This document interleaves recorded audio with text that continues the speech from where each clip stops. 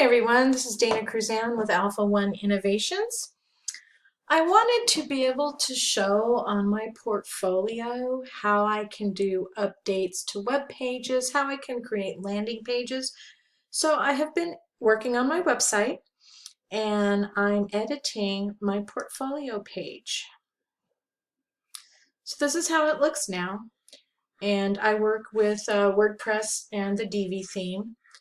So I've been trying to think about how to do this, and it's really hard to show pictures of a landing page in a website because they scroll on forever and they're really long. So I decided to do a video. So what I did was I went into the back office and I created a new section with a new row that has landing page video and a media website that I created video, and now I'm doing one for this. And this is what it's going to look like. I'm going to put this video in here so that now, if you see my portfolio, it says landing sales web pages with the different videos showing what I did and how I did it. So anyhow, this is just something that I'm adding to my portfolio to show what I can do. Enjoy!